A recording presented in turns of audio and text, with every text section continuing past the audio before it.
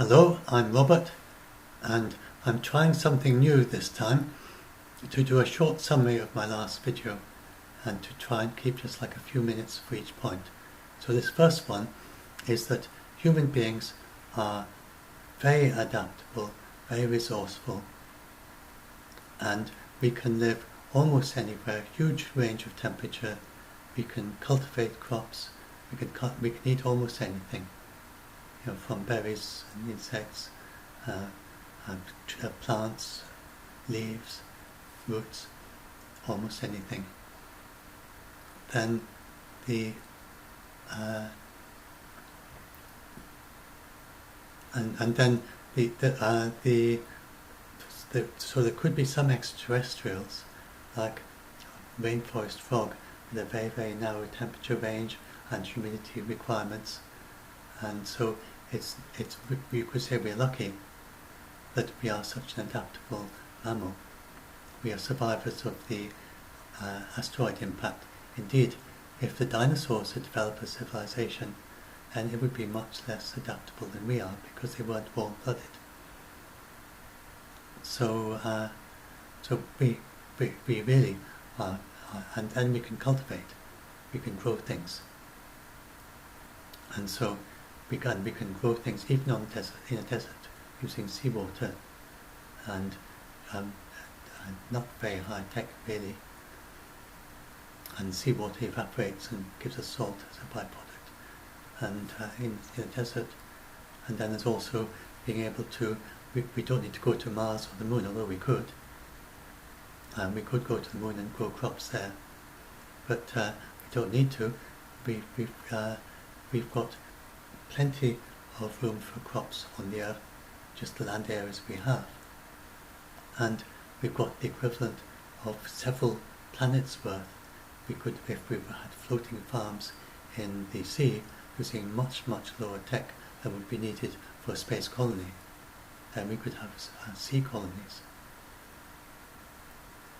And we could, in principle, all of us move into these floating sea colonies and leave the land area to nature and feed everyone absolutely fine. We have the technology to do that if we were to really go all out for it. So the idea that so anyway, yeah, that's enough for that. Just that we're increasing, we're of least concern, and it's not no reason to think about extinction at all. It's not possible. And then to go further on that, then this is what would happen with business as usual, which is far, far, far above what we're currently doing, and it's always an unlikely scenario. It's now basically impossible. Then, even then, it takes until the year 3000, and how anyone, and you have people who are well-educated people, professors, but not in climate change, who say that there's a professor of philosophy who says this, and they talk about big risk of collapse of civilization, and then they talk sometimes, and then other people who say that there's a risk of human extinction. How can you look at that? That's the year 2100 with business as usual. How can you look at that if you know about research on climate change? Of course, some of them just speaking through their hat, as they say, and you haven't even found out much about the science of climate change. But if you have done a bit of research, how can you look at that and say that's a world that is too hot for humans? Literally doesn't make sense. So there's no risk of human extinction in that world. There isn't any risk of human extinction in that world either, even with business as usual, burning all the way through to 2200. But we're not headed that way, and we're most likely headed that way. And we can take CO2 out of the atmosphere. It's not taking account of taking CO2 out of the atmosphere. So anyway, so that's that. Then I talked about so that's about how Jupiter protects us from comets, and long-period comets. I talked about how we are in the we are, this our galaxy, an artist's impression, what it would look like if we could see it from above, which we can't. Then the centre of the galaxy, that would be like the rainforest fogs. In the same way, if we lived right in the centre of the galaxy, then we'd be surrounded by all sorts of hazards, and it might indeed be quite an imperiled place to live. But here, we're way out in the suburbs, and there's very little there. We're shielded by gas and dust from the monster, the big giant monster black hole in the centre. There's no risk from that. We've got we know the region around us very well, and that now with our big telescopes, and there are no supernovas close enough to harm us. The gamma ray bursts, there are three possibilities, two of them unlikely, the third one is a possibility, but we don't know how likely it is, and they're all pointed away from us. And other cosmic hazards, and when you see these astronomy stories about cosmic hazards, they're mainly in the centre, or they're black holes, but even if there are black holes right there, it's not going to harm us. We are absolutely minute compared to the scale of the galaxy.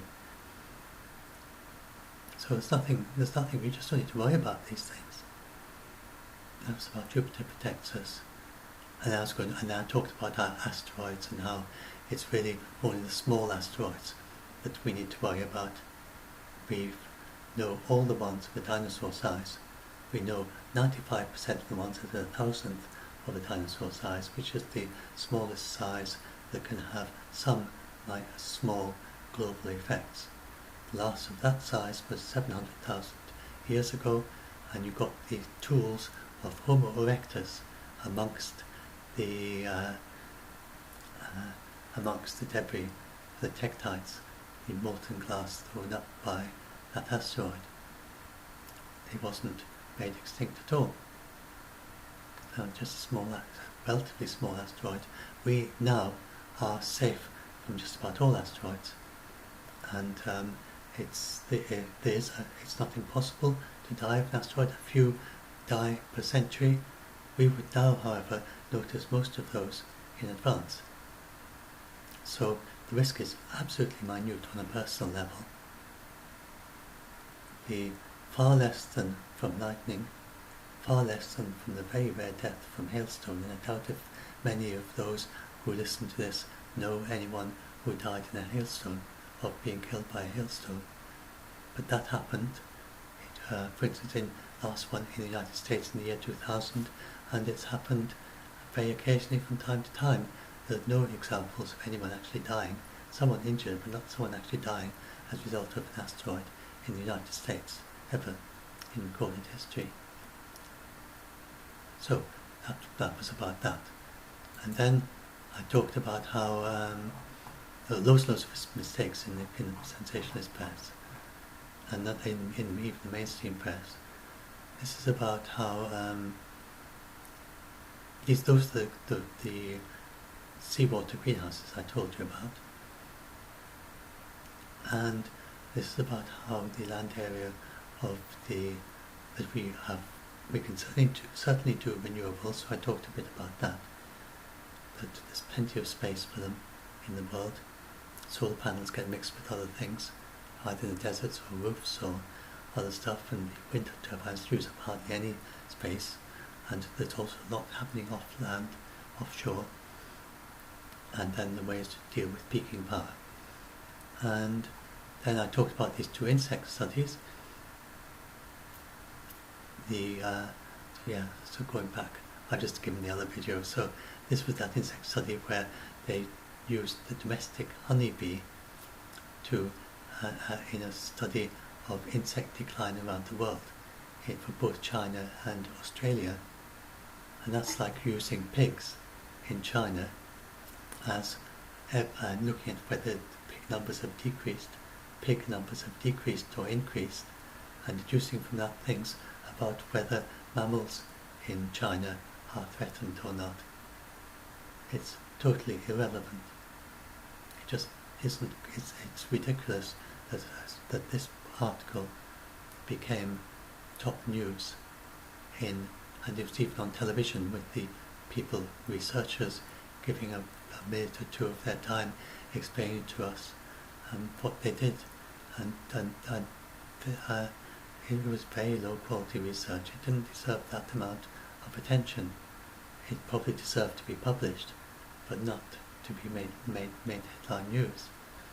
And then, meanwhile, this was not published, and that was the insect stories, the insect survey of the FAO, who got actual first-hand information back from experts in all those countries, including the ones where that previous one only found a study of honeybees.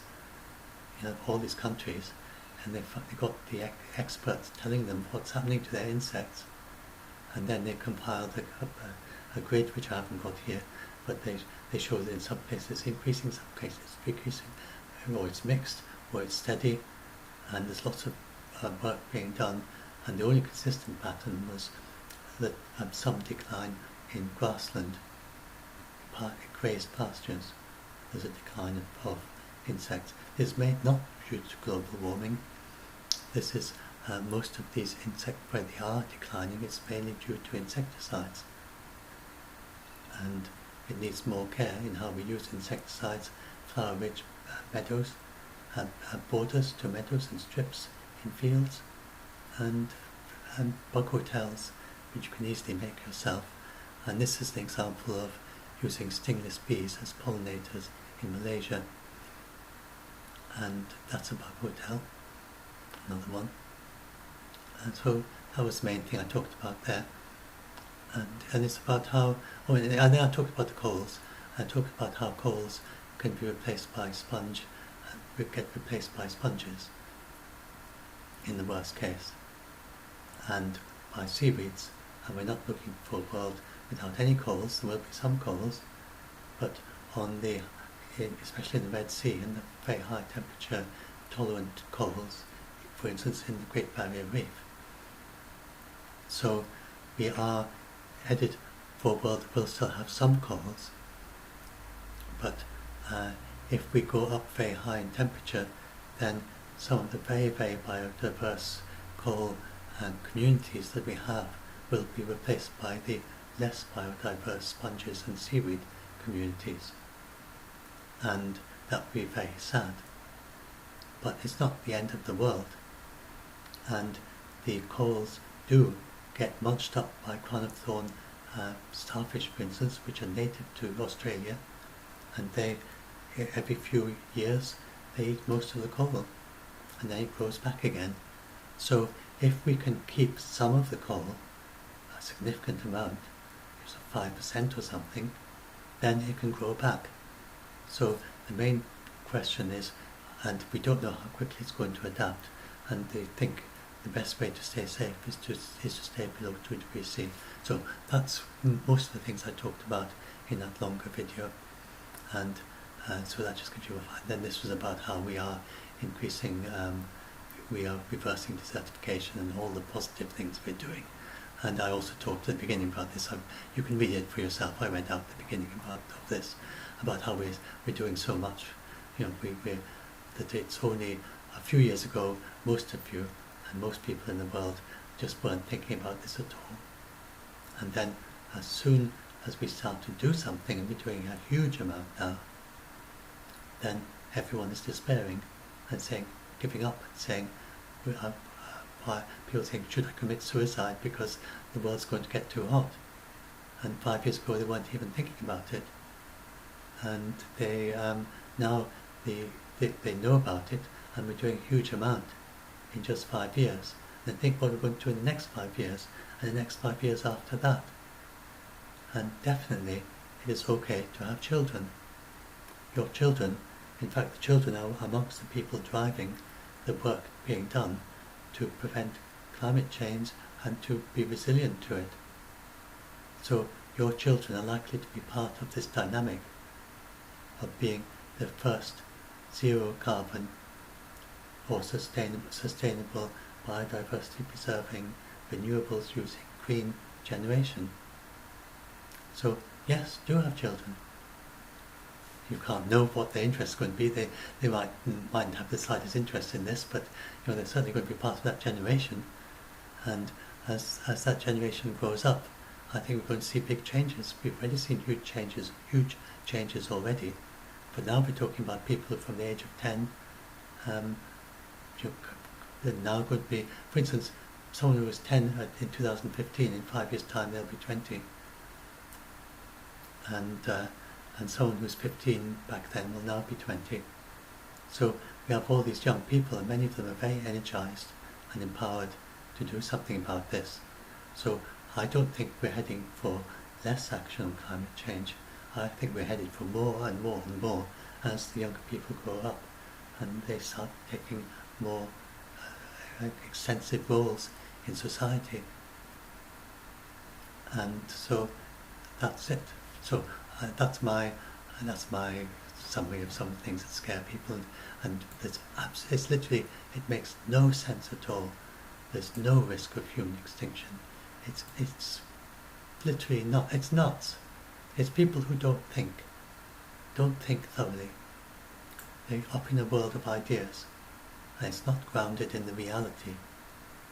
And how anyone can think that a world with Greenland covered in ice, with an adaptable omnivore like us, and with our technology, and with the ability to sustain ourselves, even from a desert, even if the entire world was desert, even if we cut down all the trees, which we're not going to do, even if we destroyed all the insects and all the grassland, even if we destroyed all the life in the seas, we could still, it would be far more habitable than the moon or Mars, where people claim that we should leave Earth to go to those places, and we could support everyone just from platforms floating on the sea for our farms or on the deserts.